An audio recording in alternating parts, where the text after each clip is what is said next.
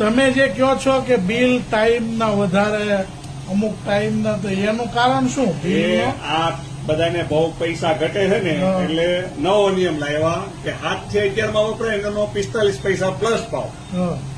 અને 18 થી 22 વપરાય એનો 45 પૈસા ભાવ. એટલે એ ટાઈમમાં પાવર આપણે વાપરીએ તો એનો 45 પૈસા ભાવ વધારે લાગે.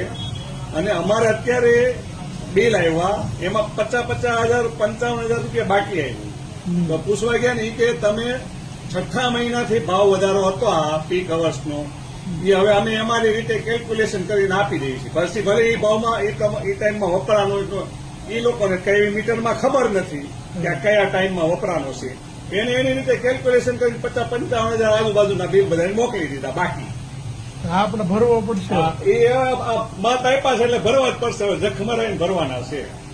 એમ ને એટલા વર્ષથી આપણે હું સમજાવતો તો આને મત ન દેવાય ન દેવાય, પણ આને છેતરે આપણને કોથળામાં હિન્દુ મુસલમાન કહીને હિન્દુને મારી નાખશે એવું લાગે છે.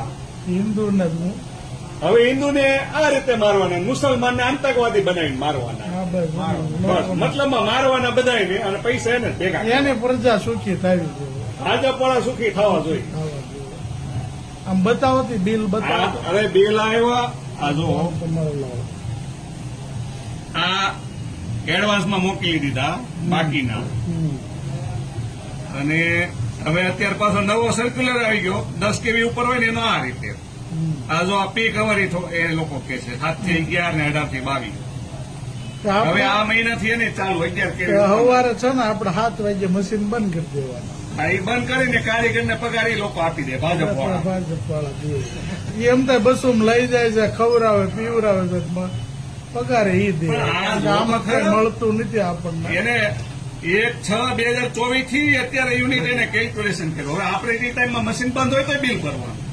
મીટરમાં કે એવું કઈ બતાવે કયા ટાઈમમાં વપરાય એવું તેની પાસે છે નહીં કે અમે અમારી રીતે કેલ્ક્યુલેશન. હા, હીરાવાળા ને આપ્યું છે ટોટલ. હવે ટોરેન્ટ વાળામાં નહીં હોય, એને નથી ખબર. એ આપણે જાણીએ કાલ વાત.